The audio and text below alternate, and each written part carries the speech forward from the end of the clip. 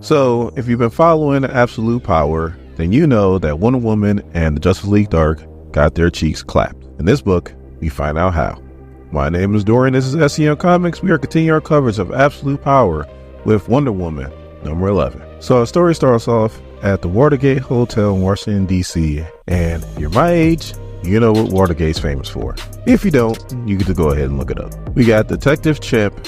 We got Billy Batson, who is the Captain. And we have Jim Corrigan, who is the Spectre. Looks like they're playing a card game, but when you turn the page, we see that it's also John Constantine, Madame Xanadu, and Mary Marvel, and Wonder Woman. So we got the complete Justice League Dark, and they are playing a game of Go Fish. So John Constantine wants to go outside and smoke. Wonder Woman's like, no, we need to stick together. John Constantine is like, look, I've been to hell and back literally a few times. So whatever's happening isn't worse than that. And he's about to find out because here comes the amazing robot right through the window. And it's speaking in, this is kind of weird, but broken robot English. There is such a thing.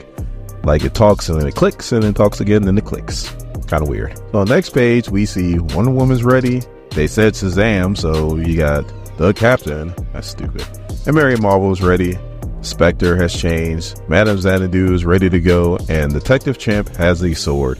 It's probably the least one you got to worry about. But remember, that chimp ripped that woman's face off, so they're pretty damn strong. So the robot goes, please, click. Sir, I want some, click. More, as he zaps the power from John Constantine. Now, everybody just seen what he just did to John Constantine, but the Captain goes flying in there head first because he might have the wisdom of Solomon, but he's also an 11-year-old boy. Me and my fiance, we have an 11-year-old. They don't make the greatest decisions. So the first time I read this, I kind of missed this part, but you know, that's the power of rereading. So he uses John Constantine's power and he transports the Captain to the Eiffel Tower in Paris, which now he crashes into anyhow, has to catch. And I mean, I wouldn't worry about fixing it, but you know, you got to catch it so it doesn't fall on people. So nobody knows what happened to the Captain. Mary Marvel thinks he's dead, so she starts charging, and all of a sudden Spectre's hand comes across his shoulder and he's like, oh no,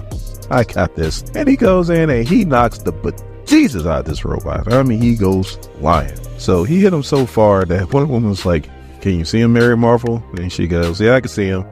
She was like, is it done? She was like, nope, nowhere near done. So Detective Chimp has been trying to figure out what this robot's been saying, because it has been doing a bunch of talking, even though it's talking in like robotic clicks.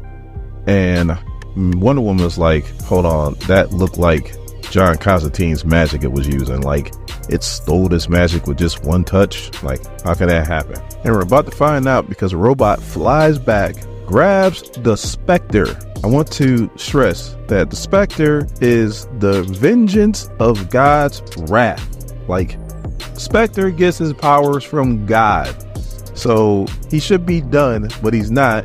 And not only is he not done, but he's stealing the Spectre's powers. Like, this is crazy to even think about. So the Mary Marvel comes in and she actually handles him for a little bit. I mean, hits him so hard that he goes through the building, and they're both going all the way down the hotel. So she's about to unload again on him. All of a sudden, Wonder Woman's lasso comes out of nowhere, grabs Mary Marvel, pulls her back, because she's like, nope, do not touch that robot. All it's going to do is take your powers. So while all that's going on, Detective Chimp has finally realized that the robot has been reciting Charles Dickens for some strange reason. But now that the robot has the Spectre's powers, he uses it, grabs Madame Xanadu, brings her close, and takes her power away. So now Wonder Woman's like, Mary, take Bobo and run, which Mary does.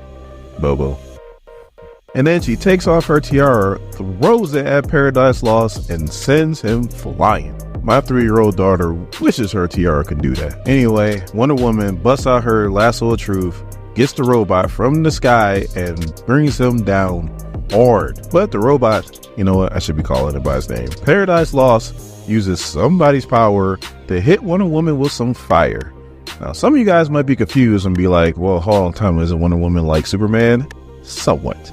She's about as fast as him, somewhat. As strong as him, somewhat. But she's not invulnerable at all. Like, you could take a bullet to Wonder Woman and she will die. So right now, her getting roasted like that is not doing her any favors. And then it uses Madame Xanadu's powers and brings Mary Marvel and Detective Chimp, Bobo, right back, and immediately starts taking Mary Marvel's powers. So then the captain, Shazam, comes in and knocks the hell out of the robot, and he goes, sorry, it took me a while to fly back from France.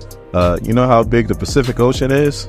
It's Atlantic, homeboy, the Atlantic. And he also took some time to put the Eiffel Tower back together. Why would you do that? Anyway, Wonder Woman is still roasting, and she's like, you guys got to get the hell out of here. He's just about to touch Captain Marvel. That's his real name. The captain. And then she goes, as he's roasting, Shazam, as Paradise Lost is touching him. So nowadays Billy Batson again. Wonder Woman's like, Billy, you need to take Mary and get the hell out of here. She's finally done roasting. So I guess Paradise Lost can't steal his power while he's Billy Batson, but he did steal some of his power, and same thing with Mary Marvel. He goes over to Detective Chimp, touches him, and I guess steals his intelligence. So now he is a regular chimp. Now he walks over to Wonder Woman, grabs her by the throat, and it starts to take her powers. And all of a sudden, that regular chimp, which I feel is more dangerous, jumps over, and I feel like it's about to rip Paradise Lost's face off. Which, when you turn to the last page, looks like exactly what's about to happen. But, you know, he just knocks the chimp over because he's a robot. And he looks over, and Wonder Woman is gone.